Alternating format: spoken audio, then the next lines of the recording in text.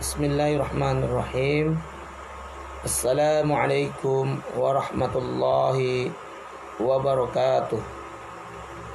Hamdan syukran lillah, salatan wa salaman ala rasulillah wa ala alihi wa sahbihi wa man tabi'ahum bi ihsanin ila yaumiddin. Usikum wa iyaya bi taqwallah, faqad fazal muttaqun. Qala Allah tabaraka wa ta'ala fi kitabihil karim, a'udzu billahi minasy syaithanir rajim.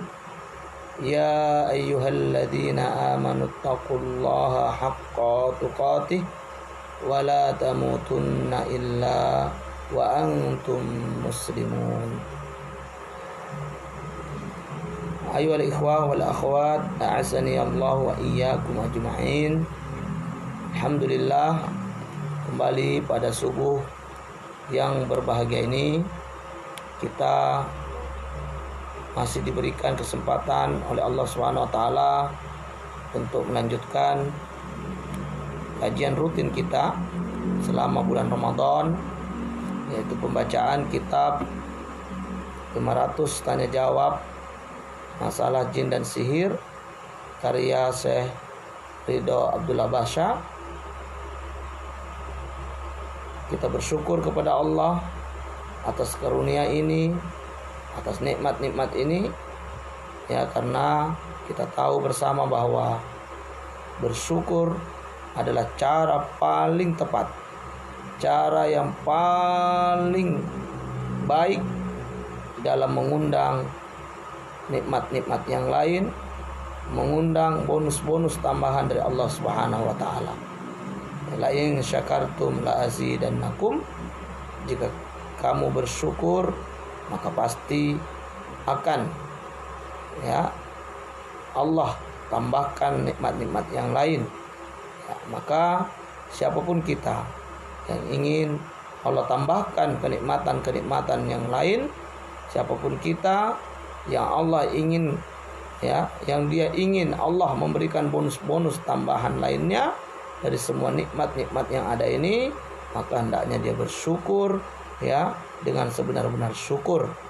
Nah, dan di antara bentuk syukur itu adalah semangat di dalam beribadah kepada Allah Subhanahu wa taala, termasuk di dalamnya adalah semangat untuk mengkaji agama Allah Subhanahu wa taala dengan berbagai disiplin ilmu yang ada, yang mana, ya, kita menjadi fardu ain, ya, thalabul ilm fardu, ya, itu fardu ain bagi setiap kita, ya.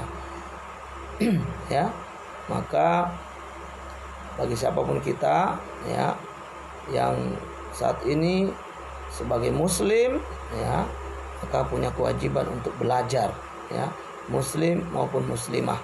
Kewajiban kita untuk belajar agama Allah agar semua, ya, apa yang kita amalkan ini berada di atas petunjuk ilmu, ya, dari Allah dan Rasulullah sallallahu alaihi wasallam.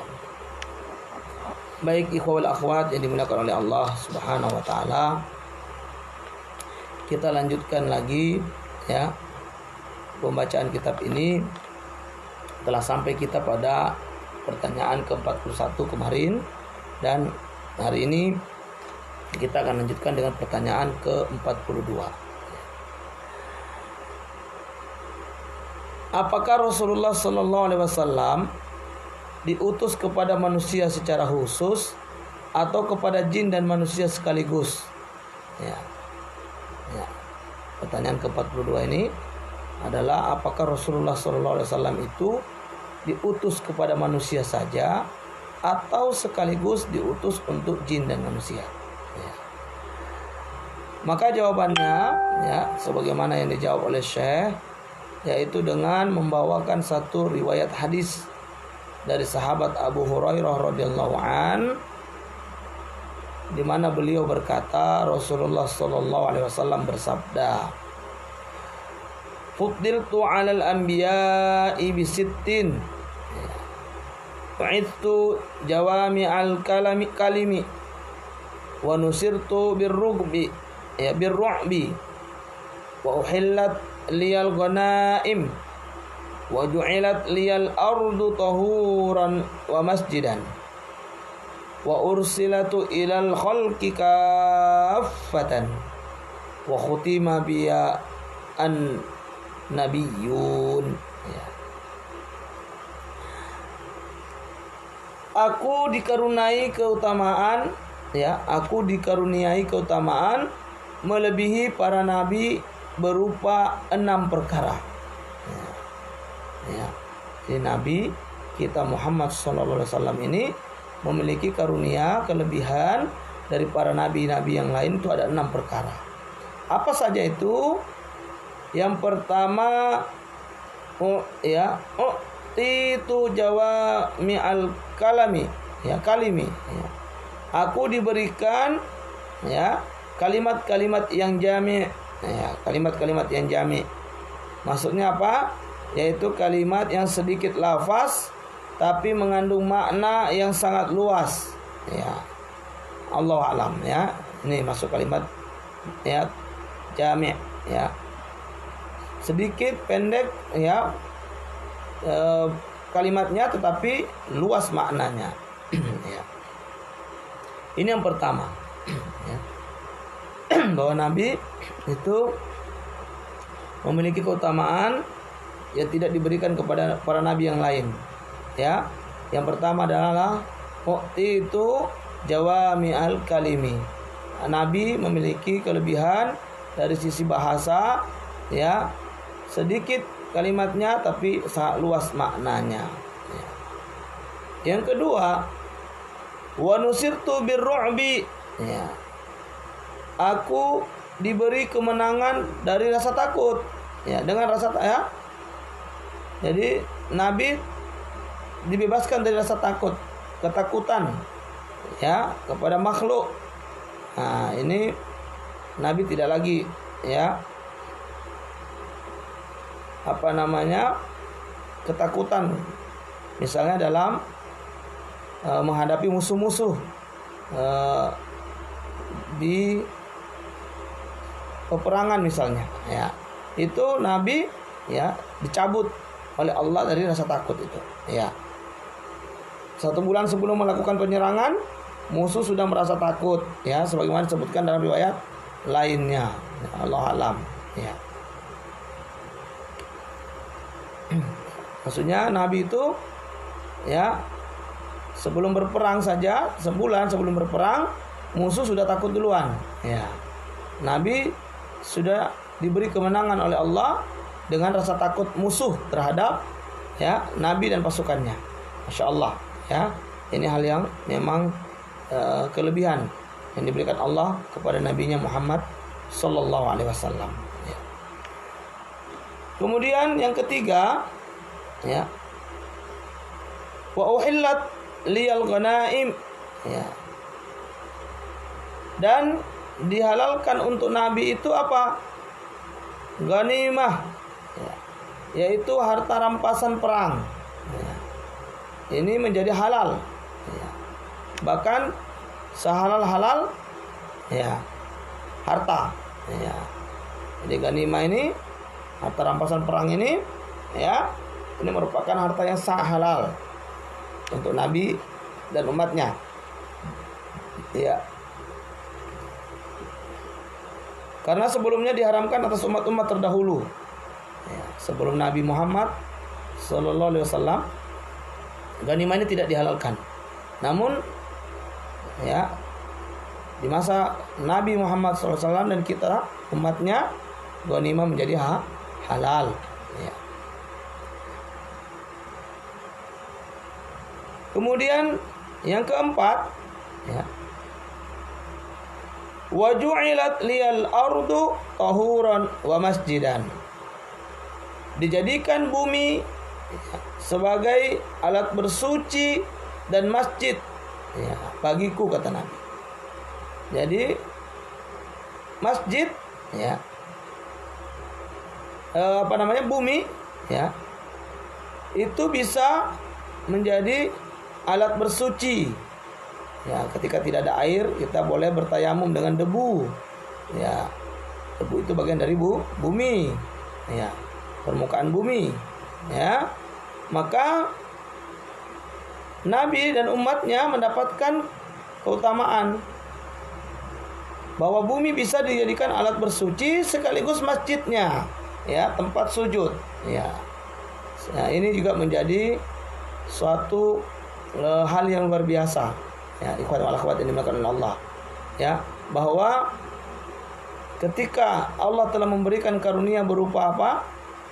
Bumi bisa menjadi alat bersuci sekaligus tempat sujud, ya, maka bagi muslim tidak ada lagi alasan untuk tidak sujud kepada Allah Subhanahu wa taala. Ya. Kenapa?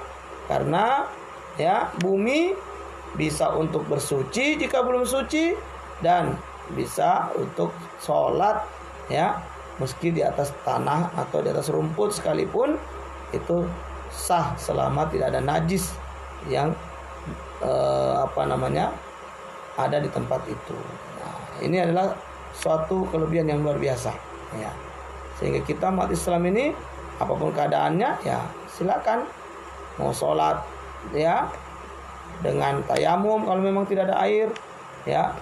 Kalau tidak ada bangunan, maka sholatlah di atas tanah, ya, itu sah, ya, karena tanah itu suci lagi mensucikan, ya. Debu-debu itu suci lagi mensucikan. Yang kelima, wa ursiltu ilal khalqi kafatan. Dan aku, ya, kata Nabi Muhammad SAW, diutus kepada makhluk secara keseluruhan. Ya, kepada makhluk secara keseluruhan. Artinya apa? Ya, berarti Nabi diutus bukan hanya untuk manusia secara khusus, tetapi juga diutus untuk bangsa jin. Ya, inilah, ya, hadis yang menjawab tentang apakah Nabi itu diutus hanya untuk manusia atau, ya, diutus juga untuk kalangan jin sekaligus dengan manusianya. Maka jawabannya adalah pada karunia yang kelima yang diberikan Allah kepada Nabi kita Muhammad sallallahu alaihi wasallam. Apa itu? Wa ursiltu ilal khalqi kafatan. Aku Nabi Muhammad ini diutus, ya, untuk seluruh makhluk secara menyeluruh. Ya, berarti termasuk dalamnya apa? Jin, ya, jin, ya, dan manusia yang kedua-duanya mendapatkan beban syariat. Di sini maka Nabi menjadi utusan bagi keduanya. Ya. Dan yang keenam, wa khutima biyan nabiyyun, dan kenabian ditutup dengan diutusnya aku, kata Nabi Muhammad sallallahu alaihi wasallam, ya. Bahwa kenabian itu telah usai, ya. Telah selesai. Penutupnya siapa? Rasulullah sallallahu alaihi wasallam, ya. Maka tidak ada lagi nabi setelahnya. Ya, setelah beliau tidak ada lagi nabi, la nabiyya wala rasula ba'dahu. Ya. Tidak ada lagi nabi dan rasul setelah beliau. Ya. Tidak ada. Jika ada orang yang mengaku sebagai nabi setelah kenabian Nabi Muhammad sallallahu alaihi wasallam, maka dipastikan itu adalah dajjal. Ya, pendusta. Ya.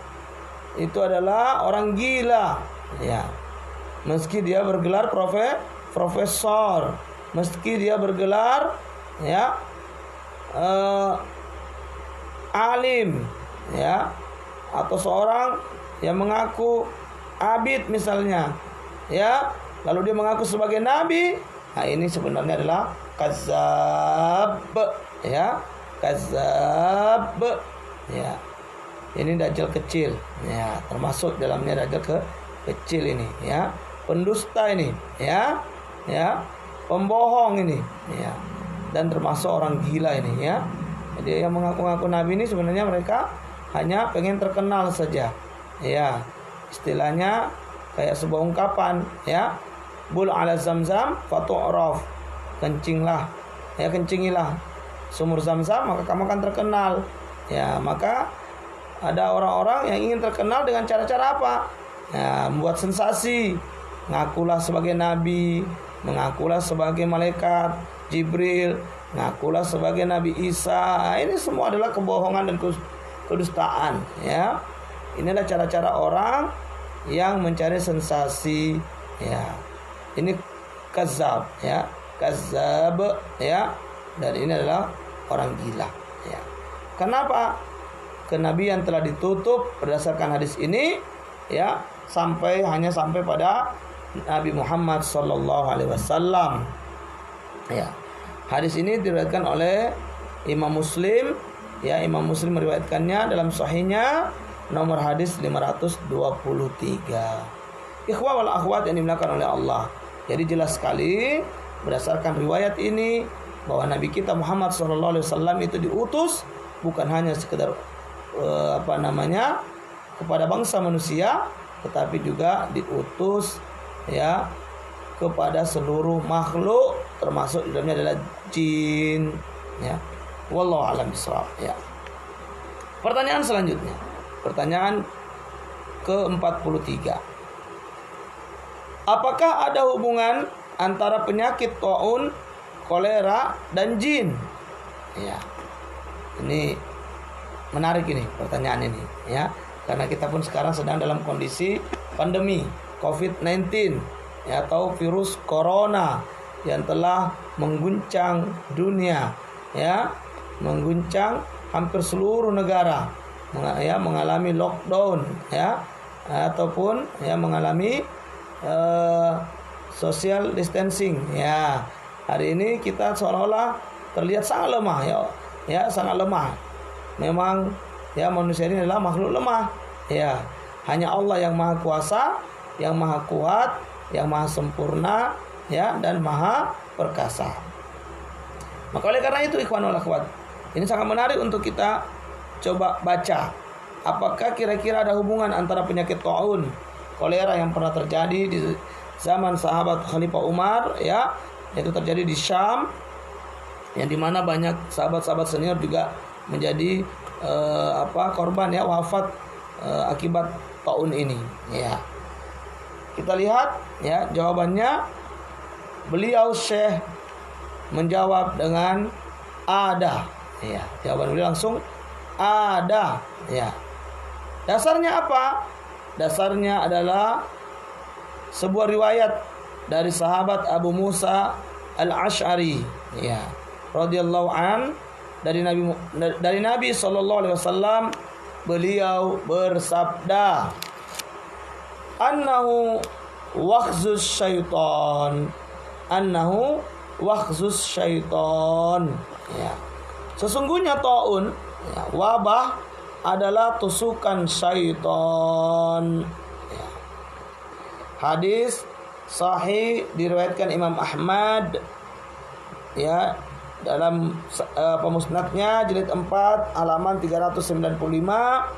Kemudian Abu Ya'la nomor hadis 7226 dan At-Tabrani dalam Al-Awsat, ya, nomor 1396, ya. Ini, ya, hadis ini diriwayatkan oleh 3 imam tersebut dan dikatakan bahwa ini adalah sahih, ya. Dalam riwayat lain,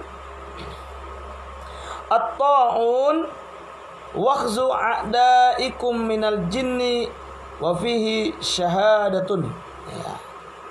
Wabah adalah tusukan musuh kalian dari jin dan padanya terdapat kesyahidan bagi yang terkena taun dan meninggal karenanya, ya. Hadis ini, ya, disahihkan oleh Syekh Albani, ya, Syekh Al-Albani dalam Sahih Al-Jami' nomor hadis 3951 dan As-Sahihah nomor 1928, ya. Dari dua riwayat ini jelas sekali bahwa taun, ya, atau wabah, ya, ini ada campur tangan jin, ya, campur tangan syaiton, ya. Nah, bisa jadi juga berarti pandemi yang hari ini terjadi ada campur tangan syaiton dari kalangan jin, ya. Tapi juga ada syaiton dari kalangan manusia, ya. Nah, wallahu a'lam bishawab. Yang pasti ikhwan wal akhwat yang dimuliakan oleh Allah, wabah berdasarkan dua riwayat ini tadi itu bagian dari wahzus syaiton, tusukan syaiton, ya. Berarti ada campur tangan syaiton di sana, sehingga ya kalau itu ada campur tangan syaiton berarti ruqyah ini sangat cocok, ya, sangat cocok untuk menjadi solusi, ya, di dalam mengobati maupun mencegah agar wabah ini tidak mengenai kita, ya, karena dia kan gangguan setan, bagian dari tusukan setan. Nah, kita tahu bahwa di antara cara paling ampuh, paling jitu, ya, yang Allah dan Rasulnya berikan petunjuk kepada kita untuk melawan setan, ya, dan menerapi gangguan-gangguan setan itu dengan apa? Dengan ruqyah syar'iyyah, ya, yaitu membacakan ayat-ayat Al-Qur'an dengan niat, ya, menerapi, ya, terhadap orang yang sakit atau mencegah dari mara bahaya, ya, ayat-ayat Quran maupun, ya, doa-doa dari Nabi kita Muhammad sallallahu alaihi wasallam, ya. Nah, ikhwan wal akhwat yang dimuliakan oleh Allah, oleh karena itu jangan jangan ragu-ragu, ya, jangan ragu-ragu. Silakan lakukan ruqyah mandiri selama masa pandemi ini. Perbanyak lakukan ruqyah mandiri, termasuk juga perbanyak untuk melakukan zikir-zikir yang, ya, sunnah seperti zikir pagi petang.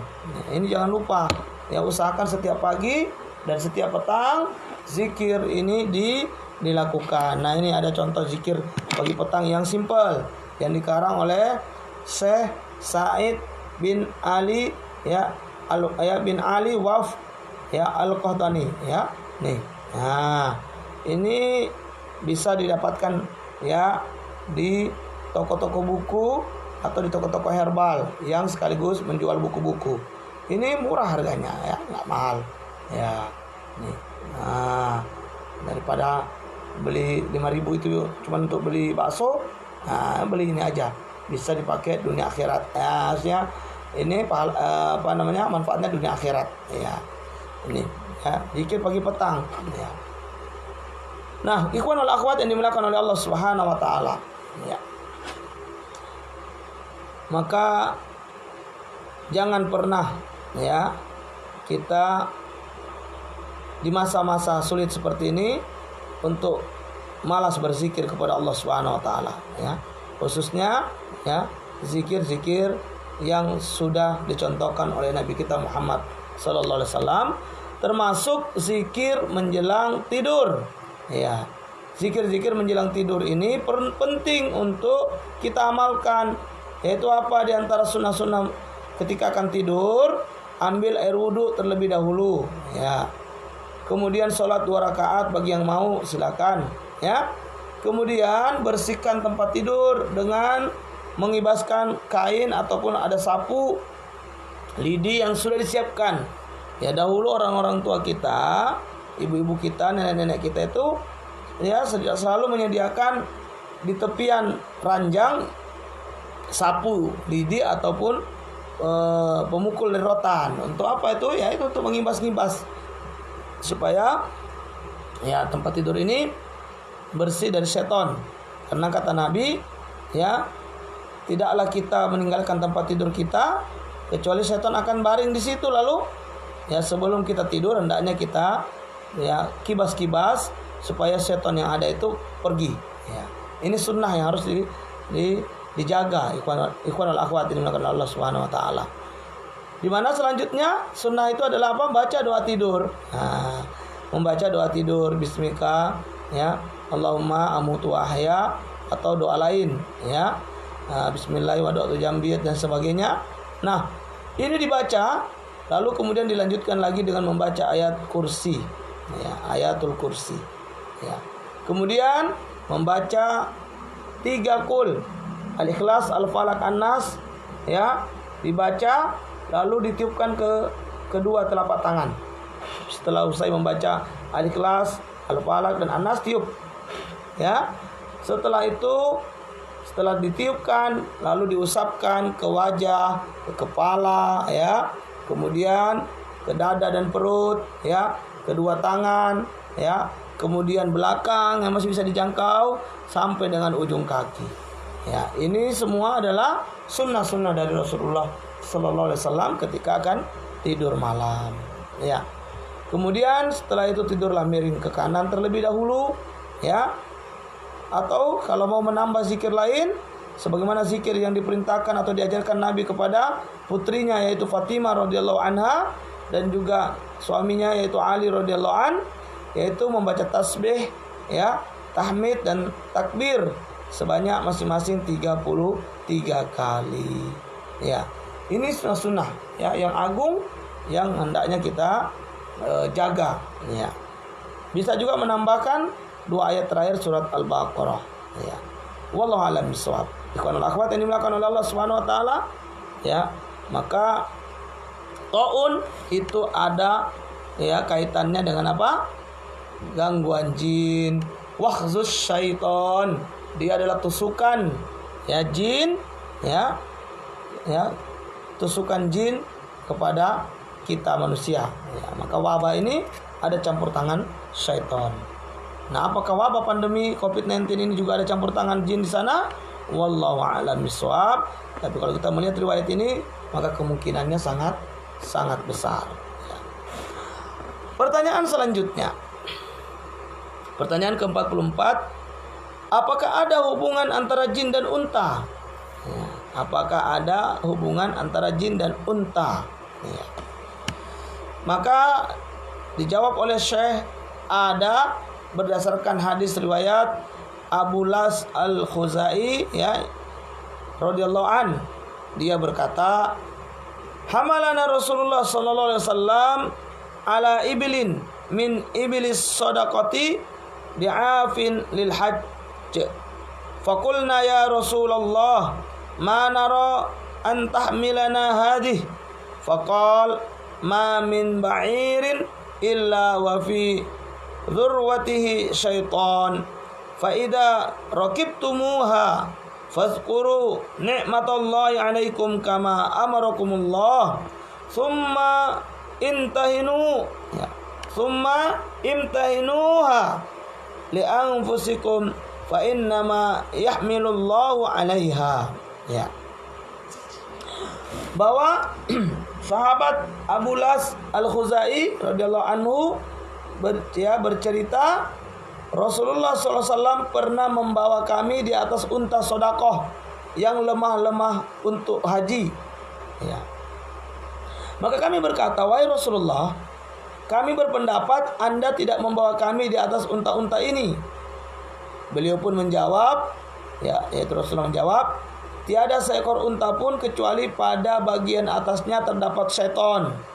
Jika kalian mengendarainya, maka ingatlah nikmat Allah yang diberikan kepada kalian sebagai mana Dia perintahkan, ya.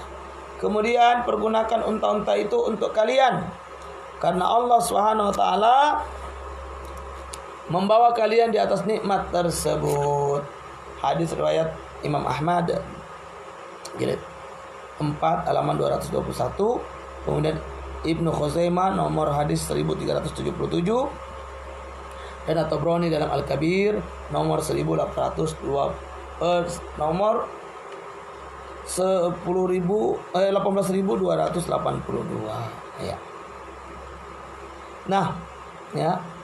Kemudian juga dari Usama bin Zaid radhiyallahu anhuma, ya, bahwasanya dia mendengar Rasulullah sallallahu alaihi wasallam bersabda, ala dhahri kulli ba'irin syaitanun fa idza rakibtumuha fasammullaha azza wa jal thumma la tuqassiru an hajatikum. Di atas punggung setiap unta terdapat syaitan. Jika kalian mengendarainya, maka sebutlah nama Allah padanya. Setelah itu kalian jangan lalai terhadap kebutuhan-kebutuhan kalian. Hadis riwayat Imam Ahmad dalam Al-Musnad nomor hadis 16.039 dan para pentahqiq berkata sanadnya hasan, juga disahihkan oleh Al-Albani di dalam Sahih Al-Jami' nomor hadis 4031. Nah, dari dua riwayat ini juga jelas sekali bahwa ya pada unta itu ada syaitan, ya.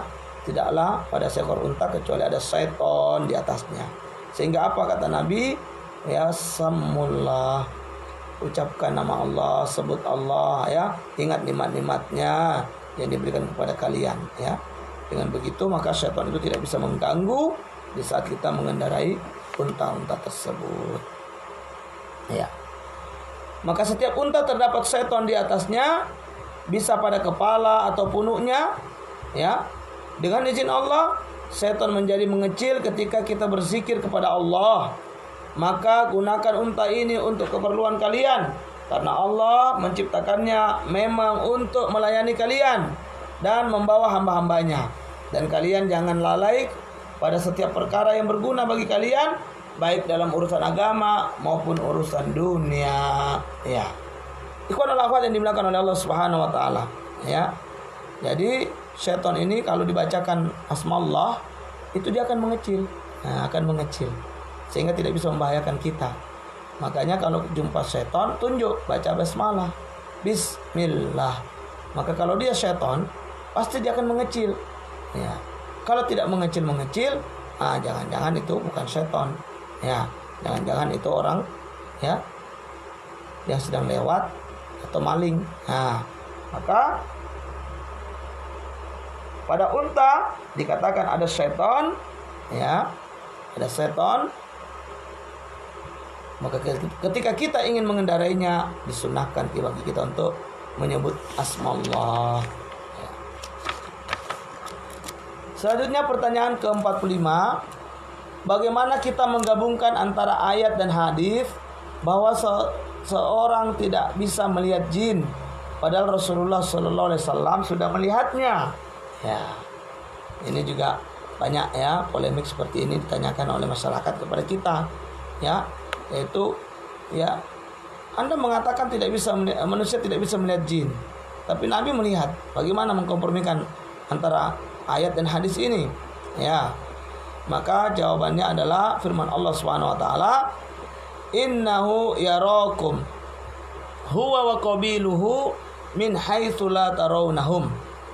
Sesungguhnya ia iblis dan pengikut-pengikutnya melihat kamu dari suatu tempat yang kamu tidak bisa melihat mereka. Quran surat Al-A'raf ayat 27. Ya. Ayat ini menjelaskan bahwa secara umum manusia tidak bisa melihat jin. Andaikan melihat mereka, ya, andaikan melihat mereka suatu perkara yang mustahil. Tentunya Nabi SAW tidak mengatakan bahwa beliau sudah melihatnya.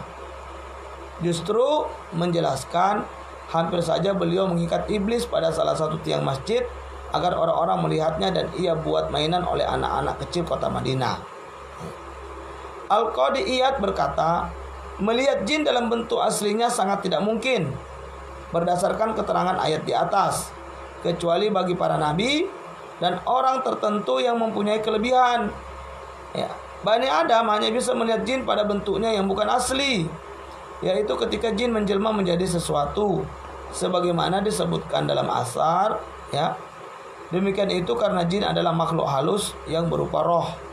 Maka kemungkinan yang terdapat pada hadis, jin itu menjelma menjadi sesuatu yang bisa dilihat, hingga Nabi SAW hendak mengikatnya dan dia tidak bisa kembali kepada wujud aslinya.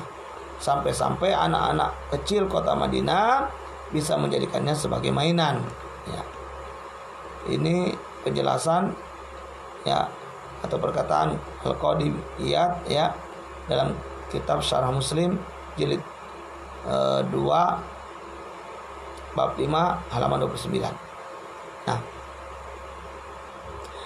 setan sangat mungkin menjelma menjadi anjing hitam, keledai hitam, kucing hitam, atau menjelma menjadi ular. Ya. Jadi kalau ditanya bagaimana mengkompromikan dua penjelasan dari ayat dan hadis, ya, bahwa ayat mengatakan kita tidak bisa melihat jin, ya. Lalu hadis Nabi menceritakan bahwa beliau melihat dan bahkan mengikat, ya, dan hendak memperlihatkan kepada manusia sehingga anak-anak kecil di kota Madinah bisa mempermainkan jin tersebut. Maka ini adalah perkara khusus bagi Nabi, ya, yang juga bagi orang-orang tertentu yang Allah izinkan. Namun itu, ya, bahwa bukan lagi bentuk asli, ya, melainkan sudah menjelma, ya, menjelma sehingga bisa terlihat.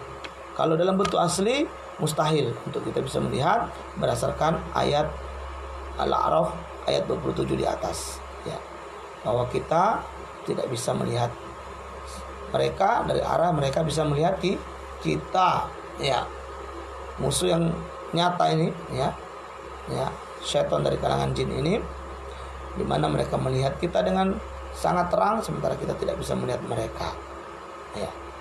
Kalaupun, ya, bisa terlihat ketika mereka sudah menjelma menjadi sesuatu yang lain, semisal menjadi anjing hitam, keledai hitam, kucing hitam, atau bahkan menjadi ular, ya.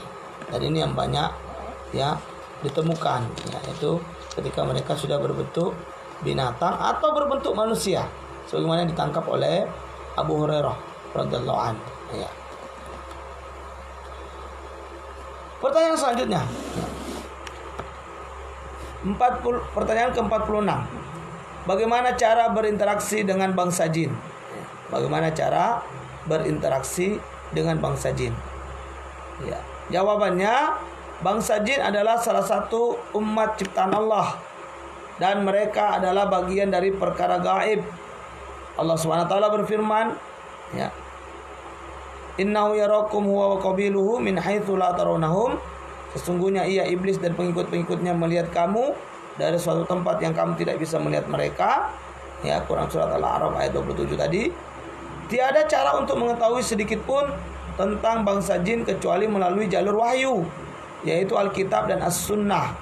Barang siapa berbicara tentang jin, ya, dan perkara-perkara yang berhubungan dengan jin tanpa dua wahyu ini, maka dia telah berbohong atas nama Allah dan Rasulnya Sallallahu Alaihi Wasallam.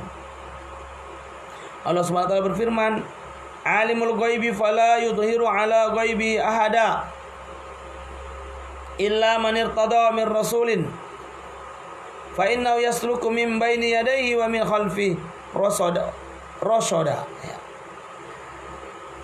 Dia adalah Rabb yang mengetahui perkara gaib. Dia tidak memperlihatkan kepada seorang pun tentang yang gaib itu kecuali kepada Rasul yang diridhoinya. Maka sesungguhnya dia mengadakan penjaga-penjaga malaikat di muka bumi dan di belakangnya. Quran surat Al-Jin ayat 26 sampai dengan 27. Dalam Al-Quran terdapat lebih dari 40 ayat yang berbicara tentang bangsa jin, ditambah dengan surat Al-Jin secara khusus. Al-Quran menjelaskan panjang lebar tentang kondisi bangsa jin agar kita mempelajari dan mengetahui cara berinteraksi dengan mereka, ya. Jadi, ikhwan wal akhwat yang dimuliakan oleh Allah, ya, kalau kita ditanya bagaimana cara berinteraksi dengan mereka, maka tidak ada cara berinteraksi kecuali dengan apa yang telah dijelaskan oleh Al-Quran dan As-Sunnah, ya, bahwa siapapun yang berbicara dengan atau berbicara tentang perkara jin, ya, yang masalah ini adalah masalah gaib, ya, tanpa berlandaskan kedua petunjuk yaitu wahyu Al-Quran dan As-Sunnah Sallallahu Alaihi Wasallam, ya, maka ini dia dianggap pendusta, ya. Dia adalah seorang pendusta, ya. Kalau dia berani berbicara tentang, ya, jin dan, ya, hal-hal yang berkaitan dengan masalah jin tanpa dasar dari dua wahyu yaitu Al-Quran dan As-Sunnah, maka orang ini adalah, ya bisa dikategorikan sebagai pembohong ya. Maka siapapun kita yang ingin mendalami tentang ini, silakan merujuk kepada Al-Quran dan As-Sunnah yang seperti apa informasi yang Allah dan Rasulnya berikan tentang jin ini ya. Namun yang pasti bahwa jin adalah bagian dari makhluk Allah yang Allah ciptakan untuk juga beribadah sama seperti manusia ya, beribadah semata kepada Allah Subhanahu wa taala ya. Dan jin ini mendapat beban syariat, mereka hidup berkembang biak ya. Juga ada yang ya berumur panjang dan ada yang berumur singkat ya. Hanya saja mereka melihat kita dari arah yang mana kita tidak bisa melihat mereka. Pertanyaan selanjutnya, pertanyaan ke-47, siapakah yang dimaksud dengan syaitan? Ya, siapakah yang dimaksud dengan syaitan? Ya. Ini kadang-kadang banyak yang masih susah membedakan antara syaitan, jin, ya, dan iblis. Ya. Nah, siapapun yang sangat menentang dan jauh dari kebenaran, maka dia adalah syaitan. Ya. Dan siapapun yang bermaksiat serta sangat menentang, baik dari jin, manusia maupun binatang, maka dia adalah syaitan. Jadi ikhwan wal akhwat, syaitan itu adalah sifat, ya, sifat atau gelar, ya, atau ya istilah bagi siapa? Bagi siapa saja yang sangat menentang dan jauh dari kebenaran, ya. Begitu juga siapa saja yang bermaksiat serta sangat menentang, ya, baik itu dari kalangan jin sendiri maupun kalangan manusia atau juga hewan, binatang, maka ini dikategorikan syaitan. Ya. Jadi yang menentang, yang durhaka, yang bermaksiat, ya, yang melakukan kerusakan, nah ini semua adalah syaitan. Yang menghalang-halangi manusia, hamba Allah dari ibadah kepada Allah saja, ini syaitan. Ya. Meski dia ya kalangan manusia atau kalangan jin sendiri atau juga binatang. Kalau dia melakukan tindakan menentang, ya, durhaka kepada Allah, ya, kemudian dia bermaksiat, nah, maka ini adalah syaitan. Meski dia mungkin ganteng gitu ya, cantik gitu ya, tapi kalau kerjaannya menentang, kerjaannya bermaksiat ya kepada Allah, maka dia itu syaitan. Ya, sesungguhnya dia itu syaitan ya.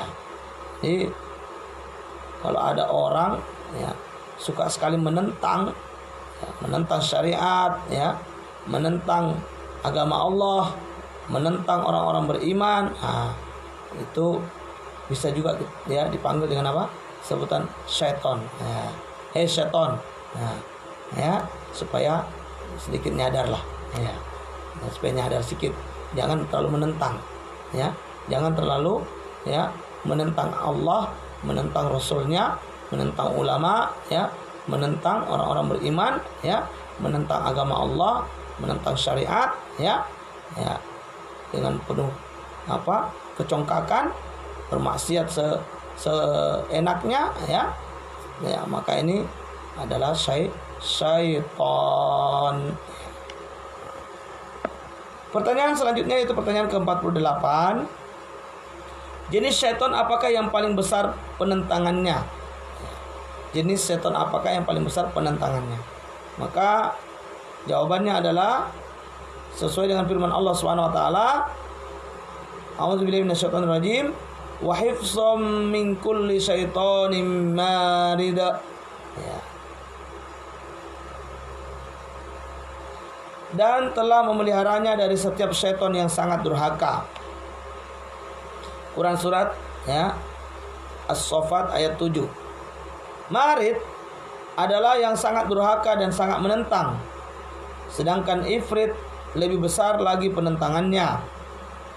Namun ada yang mengatakan syaitan yang sangat durhaka dan mengingkari adalah ifrit, ya, ifrit Allahu a'lam. Ya. Jadi siapa syaitan yang paling besar penentangannya? Ya, maka yang paling besar penentangannya adalah ifrit. Ya, ifrit. Karena ifrit ini ya salah satu dari golongan jin yang memiliki kekuatan lebih. Ya, diberikan oleh Allah kekuatan yang lebih. Ya, sehingga merasa ya congkak. Ya. Maka dialah yang kemudian paling besar penentangannya. Ya. Biasanya memang orang kalau ada kelebihan itu suka congkak, ya. Suka lupa diri, suka ujub, suka merasa dialah yang paling berjasa, dia yang paling dibutuhkan orang, dia yang paling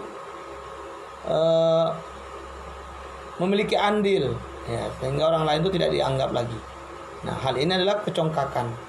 Ini adalah kesombongan, ya, yang merupakan ya ciri-ciri ya orang-orang yang sudah mengikuti langkah-langkah syaitan. Ya. Bahkan bisa jadi kalau kecongkakannya dan kesombongannya itu ya menjadikan dia bahkan menentang kebenaran, ya di saat kebenaran itu disampaikan, maka ini adalah sudah bisa disebut dengan syaitan. Ya. Syaitan dari kalangan manusia, ya. Maka ikhwan wal akhwat yang dimuliakan oleh Allah Subhanahu wa taala, kita berdoa kepada Allah semoga Allah menjauhkan kita dari sikap congkak, ya, sikap sombong, sikap angkuh, ujub dan merasa ya paling benar, merasa paling berjasa, merasa paling layak untuk dihormati, ya. Maka ini semua adalah sikap-sikap yang dapat menjerumuskan kita kepada ya kesombongan yang hanya mengantarkan kepada ya penentangan terhadap kebenaran, ya, bahkan terhadap Allah dan Rasulnya.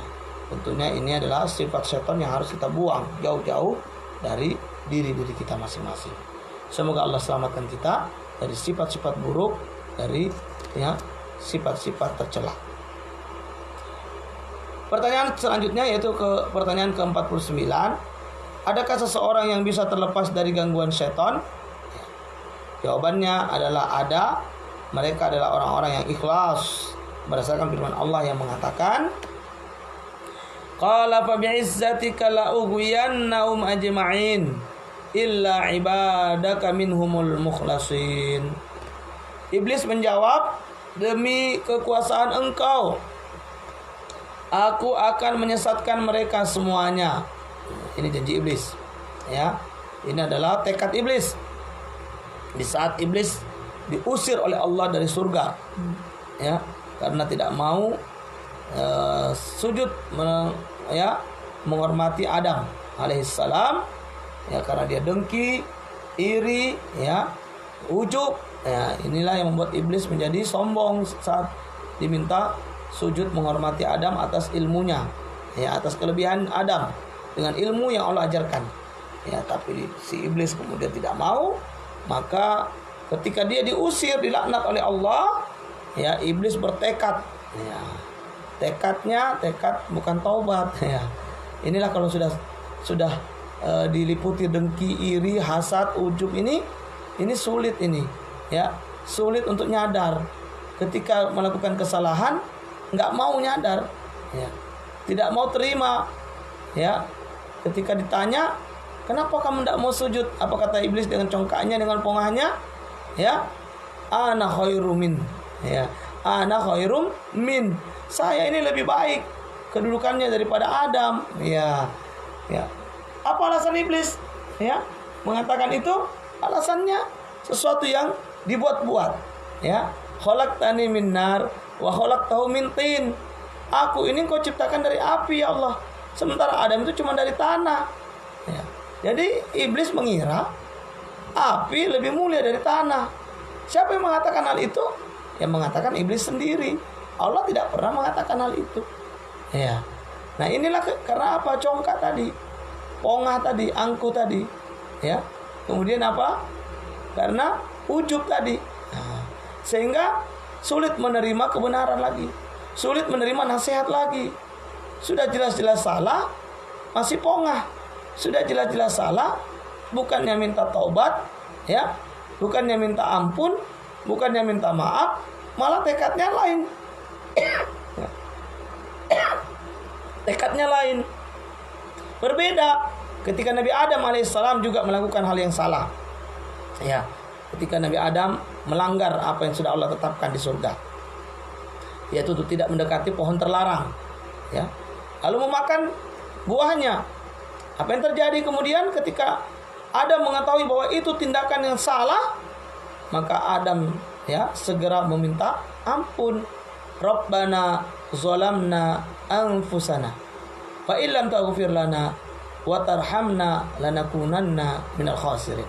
Ini harusnya dilakukan oleh orang-orang yang nyadar bahwa dia melakukan kesalahan, segera minta maaf, segera melakukan perbaikan, segera untuk minta ampun. Jangan terus congkak, jangan terus pongah, jangan terus, ya, sombong, ujub. Sehingga apa?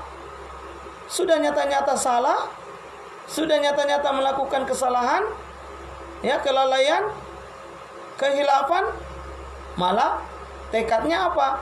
Tekadnya bukan minta maaf, bukan minta ampun, bukan minta taubat, tapi malah apa? Ya, seperti iblis ini, ya, la'uqiyannahum ajma'in, maka akan aku sesatkan mereka semuanya. Ya, mereka siapa? Ya, dari Adam sampai anak-anak cucu Adam. Ya, cuman Adam adalah, ya, seorang nabi yang dijaga oleh Allah. Meskipun sempat terjerumus, namun segera minta ampun sehingga diampuni oleh Allah. Ya, adapun, ya, anak-anak cucu Adam ini digoda habis-habisan. Ya, ini tekad iblis, ingin menyesatkan seluruh anak cucu Adam, ya, semuanya nggak ada terkecuali. Sehingga apa yang terjadi, ikhwan wal akhwat, ya, Allah kemudian, iblis kemudian, ya, secara jujur mengatakan, illa ibadaka minhumul mukhlasin. Semua akan saya sesatkan, semua akan saya goda untuk terjerumus kepada dosa, terjerumus kepada maksiat, terjerumus kepada, ya, penentangan kepada Allah, kecuali, ya, kecuali ada pengecualiannya. Ada yang ternyata tidak mampu digoda oleh iblis, ada yang ternyata tidak bisa disimpangkan oleh iblis, tidak bisa dibuat menyimpang sesat oleh iblis. Siapa? Illa ibadaka minhumul mukhlasin, kecuali hamba-hambamu, ya Allah, ya, yang mereka itu adalah golongan-golongan orang-orang yang ikhlas, ya, ikhlas. Ya, apa itu ikhlas? Ya, ikhlas itu adalah, ya, kata orang sekarang apa? Seperti surat Al-Ikhlas, ya, yang di dalamnya tidak ada kata ikhlas, ya. Jadi ikhlas ini betul-betul sesuatu yang, ya, tidak bisa, ya, kita katakan, oh saya ikhlas nih. Nah, di dalam ucapan ikhlas itu masih butuh keikhlasan lagi. Ya, ikhlas itu ibarat, ya, ilustrasi yang paling mudahnya ketika kita ke kamar mandi buang hajat, ya, BAB, ya, atau BAK. Nah, setelah buang hajat itu apa rasanya? Plong. Alhamdulillah, rasanya plong, terbebas dari beban, ya. Ya, tidak ada orang buang hajat itu lalu menyesal, ya kan? Tidak ada orang buang hajat itu lalu merasa rugi, ya. Justru yang adalah plong. Maka orang yang ikhlas dalam amal, ketika usai dia mengerjakan amal itu dia plong, ya. Dia betul-betul merasa bahagia dengan amal itu yang dikerjakannya. Dia, ya, tidak terbebani, ya, tidak, ya, merasa berat, ya. apalagi merasa rugi. Ya, ini. Maka orang-orang yang ikhlas inilah yang akan selamat daripada penyesatan iblis laknatullah alaih. Ya. Semoga ikhwan dan akhwat yang dimuliakan Allah Subhanahu wa taala, kita semua ini bisa mengalahkan godaan iblis ya, dan pasukannya, kita bisa terbebas darinya ya. Cara paling ampuhnya tidak ada yang lain adalah kecuali ikhlas kepada Allah. Termasuk ya, disinilah ujian para peruqyah. Ini para peruqyah ini ya, orang-orang yang dituntut untuk ikhlas ya, ikhlas di dalam ya mendakwahkan tauhid melalui jalan ruqyah ini kepada umat ya. Ruqyah ini luar biasa insyaallah ya. Melalui ruqyah mereka berdakwah tauhid ya. Yang mana tantangannya langsung ya. Di lapangan itu langsung berhadapan dengan tantangan-tantangan yang luar biasa ya. Kita difitnah ya, dicaci ya. Ya, kemudian kadang-kadang ketika meruqyah diludahi, ditendang, dipukul, ditarik baju hingga sobek ya. Nah, kadang-kadang menempuh perjalanan yang jauh ya, untuk sekedar membantu saudara-saudara yang membutuhkan ya. Nah, ini semua adalah menuntut keikhlasan ya.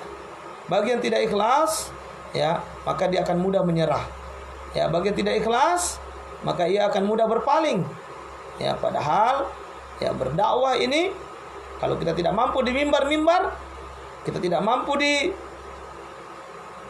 meja-meja, kursi-kursi ya, seperti di pesantren misalnya, mengajar, menjadi ustadz ya, menjadi dai di mimbar-mimbar ya, maka paling tidak kita bisa berdakwah melalui ruqyah ini ya. Dan alhamdulillah, sesuai pengalaman kami sendiri, bahwa dakwah melalui ruqyah ini jauh lebih mudah ya, menanamkan tauhid kepada umat, dan dakwah ini lebih mudah diterima karena ya, umat ini ketika sudah sakit atau ada masalah ya, biasanya mudah diarahkan ya. Sehingga kalau kita mampu mengarahkan mereka dengan arahan yang benar, yang baik, insya Allah mereka akan ya mudah menerima ya. Sehingga yang tadinya mereka misalnya sholatnya lalai ya, sholatnya bisa dibilang tidak diperhatikan, tidak dipedulikan, bolong-bolong ya, ngajinya belepotan, bahkan tidak pernah ngaji, bahkan ada yang sudah usia 50 tahun belum pernah khatam Quran padahal dia muslim dari lahir. Maka ya, dengan dakwah tauhid ini melalui ruqyah syariah ya, alhamdulillah ya, banyak sekali orang-orang yang kemudian berhijrah dari yang tadinya tidak sholat, kemudian istiqomah dalam sholat, yang tadinya tidak tertarik membaca Al-Quran akhirnya mau membaca Al-Quran ya, yang tadinya tidak mau bermajelis ilmu akhirnya sekarang mencari majelis ilmu dan hadir istiqomah ya. Ini semua adalah buah-buah dari dakwah yang dilakukan para peruqyah ya. Meskipun ya, kita tetap tidak boleh merasa bahwa kita adalah telah melakukan perkara yang besar, melakukan hal yang besar sehingga membuat kita congkak, membuat kita ujub ya.